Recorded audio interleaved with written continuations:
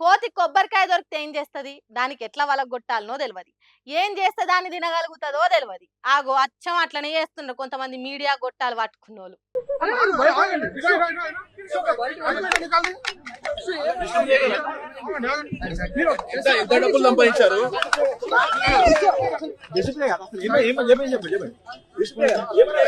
ఏందయ్యా సామి, దేశం మీద ఏం వార్తలు లేనట్టు కొందరు విష్ణుప్రియ ఎంబటే వాడుతున్నారు.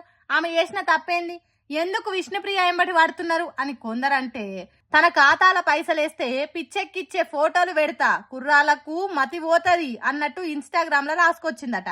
మరి నిజంగానే ఆమె అసొంటి ఫోటోలు పెడుతున్నదా, డబ్బులు కుప్పలకు తెప్పలు సంపాదిస్తున్నదా అనేది మనకు తెలియదు. గాని ఆ వార్త వైరల్ అయ్యే వరకు గిట్లా తన చుట్టుముట్టినరు కొంతమంది మీడియా మైకులు పెట్టి గోస పెట్టినట్టు ప్రశ్నలు అడిగే వరకు అమ్మా నేర్చినంత పని చేసింది.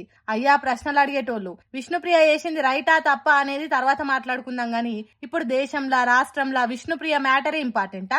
అయినా పైసలు పెట్టి ఫోటోలు చూడమని బలవంతం చేస్తలేదు కదా.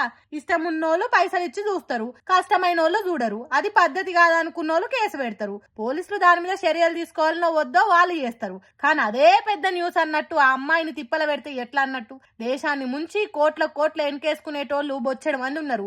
అవినీతి చేసి మోసాలు చేసేటోళ్ళు ఉన్నారు. లంచాల పేరు మార్చి కండ్ల ముంగట్నే కమిషన్లు అనే పేరుతోని పైసలు వసూలు చేస్తున్నారు.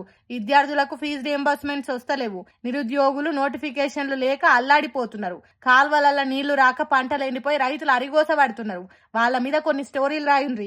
డ్రగ్స్, మత్తు మందులు, ఆన్లైన్ గేములకు బానిసలై యువత చెడిపోతున్నది. వాళ్ళ మీద వార్తలు రాయిండ్రి. గాని వాడెవడో చూస్తున్నాడని ఇంకొకరు ఎవరో చూపిస్తున్నాడని అదేదో కోతి కొబ్బరికాయ దొరికినట్టు చేస్తున్నారేంద్రా బాబు అని తిడుతున్నారట ఈ వీడియోని చూసిన జనాలు.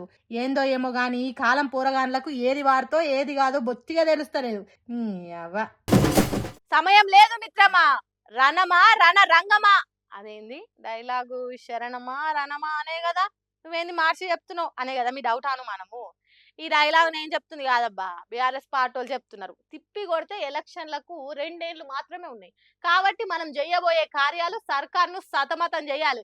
ముప్పు తిప్పలు పెట్టి 3 షర్ల నీళ్లు దాపాలి. అందుకోసం అన్ని ప్లాన్లు తయారుగా ఉన్నాయి, మీరు రెడీగా ఉండండి అని చెప్తుండు కేటీఆర్ సారు. ఏప్రిల్ 27 తర్వాత, ఏప్రిల్ 27 నాడు మన పార్టీ ఆవిర్భావ దినోత్సవం ఉన్నది. ఏప్రిల్ 20 నాడు మన నాయకుడు కేసీఆర్ గారు జగిత్యాలలో జరిగే బహిరంగ సభకు హాజరు కాబోతా ఉన్నారు. కాబట్టి ఈ 2 కార్యక్రమాలు అయిన తర్వాత మే జూన్ నెలలో నేను పెద్దలు ఈశ్వర్ గారిని, ఆర్ఎస్ ప్రవీణ్ గారిని కోరుతా ఉన్నా, అట్లాగే మా సోదరులందరినీ కోరుతా ఉన్నా, ముందుగా ఎస్సీ ఎస్టీలతోనే ప్రారంభం చేద్దాం ఎక్కడో దగ్గర. అట్లాగే ఆ డిక్లరేషన్లు వీళ్ళు ప్రకటించిన రోజు కూడా మనం తప్పకుండా ప్రజలకు గుర్తు చేయాల్సిన అవసరం ఉంది. కామారెడ్డి డిక్లరేషన్, చేవెళ్ళ డిక్లరేషన్, మహిళా డిక్లరేషన్ ఏదైతే చేసినారో, వరంగల్లో రైతు డిక్లరేషన్, యువజన డిక్లరేషన్ హైదరాబాద్లో, విద్యార్థి డిక్లరేషన్ ఇక్కడే, మహిళా డిక్లరేషన్, ఒక్కొక్క వర్గానికి సంబంధించి కాంగ్రెస్ చేసిన ప్రామిస్ల మీద మనం కూడా అంతే పకడ్బందీగా అవసరమైతే అదే స్థలంలో అదే పట్టణంలో బ్రహ్మాండమైన బహిరంగ సభలతో పాటు జాగృతం చేసే విధంగా ఈ 2 ఏళ్ల కార్యాచరణ రూపొందించుకుందాం. తప్పకుండా నాకైతే విశ్వాసం ఉంది. వరుస పెట్టి సభలుంటాయి. ఇక కాసుకో కాంగ్రెస్ సర్కార్ గులాబీ దండు యుద్ధంలోకి దిగుతున్నది. ఏప్రిల్ 20 తారీఖున జగిత్యాలలో కేసీఆర్ మీటింగ్ ఉంటది. తర్వాత ఏప్రిల్ 27న బీఆర్ఎస్ పార్టీ పుట్టినరోజు సభ ఉంటది. ఆ తర్వాత కాంగ్రెస్ పార్టీ ఎక్కడెక్కడ ప్రజలకు హామీలు ఇచ్చిందో అక్కడనే వాళ్ళ బట్టలిప్పి బజార్లో కూసుండబెట్టే పని చేయబోతున్నాం. ఓపిక వట్టే కాడికి పట్టినాం.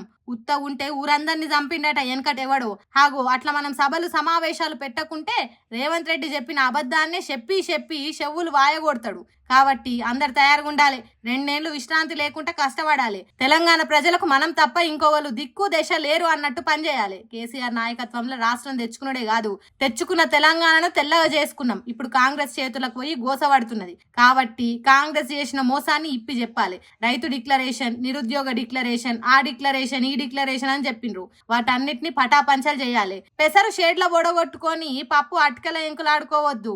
కాంగ్రెస్ పార్టీలు ఎక్కడ సభ పెట్టి ఏ డిక్లరేషన్ చెప్పిండ్రో అక్కడనే మనం సభలు పెట్టి అవి డిక్లరేషన్లు కాదు డీలా వాడేసే కార్యాలని చెప్పుదాం అన్నట్టు అంబేద్కర్ జయంతి సభలో మాట్లాడుకుంటా పార్టీ చేయబోయే కార్యాలు ముచ్చటే చెప్పిండు. కోపు చూస్తుంటే రేపో మాపో ఎన్నికలు రాబోతున్నాయి. ఇట్లా విజిల్ ఊదుడే ఆలస్యం, ఫస్ట్ ఉరకాలి అన్నట్టు హుషారుగున్నారు బీఆర్ఎస్ పార్టీలు. చూడాలి మరి సభలు ఎట్లా జరుగుతాయి, బీఆర్ఎస్ పార్టీ ఏ తిరుగు హుషారైతుంది అనేది.